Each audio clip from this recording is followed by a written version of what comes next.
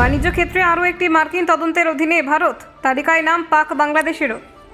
জোরপূর্বক শ্রমের অভিযোগে নজরে ভারত, 60 দেশের বিরুদ্ধে তদন্ত শুরু আমেরিকার। ট্রাম্প প্রশাসনের নতুন পদক্ষেপ, জোরপূর্বক শ্রমের পণ্য আমদানিতে তদন্তে ভারতের তালিকায়। আমেরিকার তদন্তের আওতায় ভারত, চীন, রাশিয়া। আন্তর্জাতিক বাণিজ্যে নতুন উত্তেজনা। জোরপূর্বক শ্রমের পণ্য নিয়ে করা অবস্থান আমেরিকার, তদন্তে 60 অর্থনীতি। সুপ্রিম কোর্টে ধাক্কার পর নতুন চাল ট্রাম্পের, তদন্তে চাপ বাড়ছে বহু দেশের ওপর।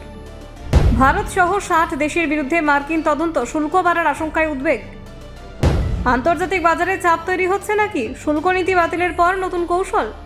60 দেশের বিরুদ্ধে তদন্ত শুরু আমেরিকার। দেখুন, জোরপূর্বক শ্রম দিয়ে তৈরি পণ্য আমদানির বিষয়ে বড় পদক্ষেপ নিল যুক্তরাষ্ট্র।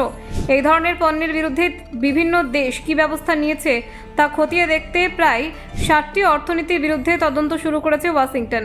এই তালিকায় এবার ভারতের নামও উঠে এসেছে, যা আন্তর্জাতিক বাণিজ্য মহলে নতুন আলোচনা তৈরি করেছে। মার্কিন বাণিজ্য প্রতিনিধি জেমিসন গিয়ার্ড জানিয়েছেন, জোরপূর্বক শ্রমের বিরুদ্ধে আন্তর্জাতিকভাবে একটি শক্ত অবস্থান রয়েছে, কিন্তু বাস্তবে অনেক দেশ এখনও এই ধরনের পণ্য তাদের বাজারে প্রবেশ করতে দিচ্ছে। তাদের মতে এই বিষয়টি আন্তর্জাতিক বাণিজ্য নীতির সঙ্গে সামঞ্জস্যপূর্ণ নয়। এই তদন্তে শুধু ভারত নয়, আরও বহু দেশ অন্তর্ভুক্ত রয়েছে।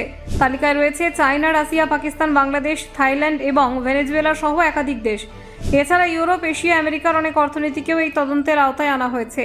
মার্কিন প্রশাসন জানিয়েছে, এই তদন্ত পরিচালিত হবে ট্রেড অ্যাক্ট অফ 1974 এর ধারা 301B অনুযায়ী। এই আইনের অধীনে এমন বিদেশি বাণিজ্যিক কার্যকলাপের বিরুদ্ধে ব্যবস্থা নেওয়া যায় যা মার্কিন ব্যবসার জন্য অন্যায্য বলে বিবেচিত হয়। এই তদন্তের মূল উদ্দেশ্য বিভিন্ন দেশ জোরপূর্বক শ্রম দিয়ে তৈরি পণ্য আমদানি বন্ধে কী পদক্ষেপ নিচ্ছে তা যাচাই করা। পাশাপাশি এই ধরনের পণ্য মার্কিন বাজারে প্রবেশ করলে তা যুক্তরাষ্ট্রের ব্যবসা এবং শিল্পক্ষেত্রে কী ধরনের প্রভাব ফেলছে তাও বিশ্লেষণ করা হবে। বিশ্লেষকদের মতে এই তদন্তের ফলাফল ভবিষ্যতের বড় বাণিজ্যিক সিদ্ধান্তের পথ খুলে দিতে পারে। যদি কোনো দেশ এই বিষয়ে যথেষ্ট পদক্ষেপ না নেয়, তবে তাদের বিরুদ্ধে অতিরিক্ত শুল্ক বা অন্যান্য অর্থনৈতিক জরিমানা আরোপ করা হতে পারে। উল্লেখযোগ্য বিষয় হলো, এই তদন্ত শুরু হয়েছে এমন এক সময় যখন যুক্তরাষ্ট্রের শুল্ক নীতি নিয়ে বড় আইনি বিতর্ক তৈরি হয়েছে। সম্প্রতি supreme court of United states একটি গুরুত্বপূর্ণ রায়ে প্রেসিডেন্টের শুল্ক নীতিকে বেআইনি বলে ঘোষণা করে। এই রায়ে বলা হয়, প্রেসিডেন্টের একতরফা সিদ্ধান্তে বিভিন্ন দেশের ওপর শুল্ক আরোপ করা সংবিধানের সঙ্গে সঙ্গতিপূর্ণ নয়। আদালত আরও নির্দেশ দেয়, এই নীতির আওতায় এতদিন যে অতিরিক্ত কর আদায় করা হয়েছে তা ফেরত দিতে হবে। এই রায়ের ফলে মার্কিন প্রেসিডেন্ট ডোনাল্ড ট্রাম্প এর আগে শুল্ক নীতির ওপর বড় ধাক্কা আসে। ফলে আন্তর্জাতিক বাণিজ্য নীতিতে নতুন করে পথ খুঁজতে শুরু করে মার্কিন প্রশাসন।